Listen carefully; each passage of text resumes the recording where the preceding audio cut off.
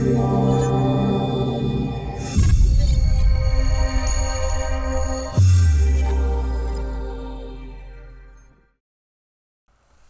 Dean Jenkins with the market update for the week coming up of July 29th, 2019. And it's like, wow, how do you trade a market like this? And the answer, like always, is to just stay focused on the realities. But we got a big week coming up. I've outlined some of the big things to watch coming up here. So this is the big picture compiled on this afternoon, Sunday, July 28th. So we've got more new highs last week put in on the S&P 500 for now. So it's new intraday, new closing highs.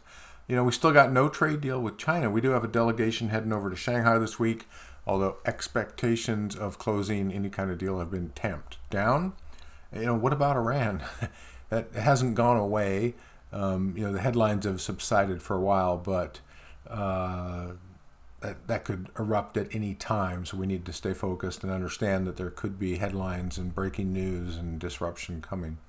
We do have, probably the biggest planned deal this week is the FOMC meeting coming up on, they're going to meet July 30th, 31st, have their press conference on the 31st, and their expectations are very high for a rate cut coming at this meeting, and maybe a forecast for some more in the future. So that's what the market has built in. Any deviation from that's going to cause volatility, so that will be important to watch. We're in the middle of Q2 earnings season. We got some old school companies, Procter & Gamble, U.S. Steel, MasterCard, reporting this week, and some new school, Beyond Meat, Wayfair, Etsy, and of course many, many others. But earnings, we're watching for if there's earnings growth slowing, and there's a bit of a forecast of that, and individual companies will benefit or not from earnings reports. So we'll continue to watch that. Economic report, we got a pretty busy calendar coming up. Consumer confidence, construction spending, manufacturing activity all coming out. And then the biggie on Friday, the July jobs report. So lots of information coming in. Market can respond either way. Again, we just got to trade the realities of the market. And the good news is there are opportunities long and there are opportunities short. If you look quickly at the trades we have open at Follow Me Trades, we got 3 short trades, 2 long trades, and there are opportunities both ways.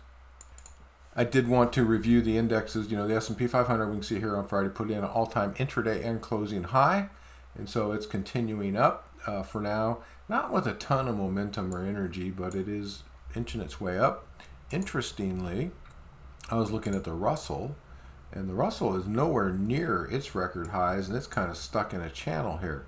And that's quite a contrast to the S&P 500. Sometimes the Russell can, kind of forecast weakness, so we'll be watching that. The NASDAQ, QQQ, it put in all-time intraday highs. It looks like a closing high as well. The Dow did not put in new highs, and we had some weakness from CAT and Boeing and a couple others that kind of drug the Dow down. So not all indexes are up, but the S&P, the broadest measure of the market, is definitely new intraday highs. So like I said, we'll continue to stay focused in reality, trade both ways, look for opportunities, and see what happens. I'm watching the overnight futures here, the S&P 500 drifting down just a little bit, about a quarter point down from Friday's close. Gold, nothing dramatic. Oil, nothing dramatic here. So no clues yet as to the open on Monday, and I've outlined the events to watch for. So that is this week's update. Trade safe, use risk control, keep the winners big, the losers small, and as always, welcome your questions, your comments, and your feedback. Thanks.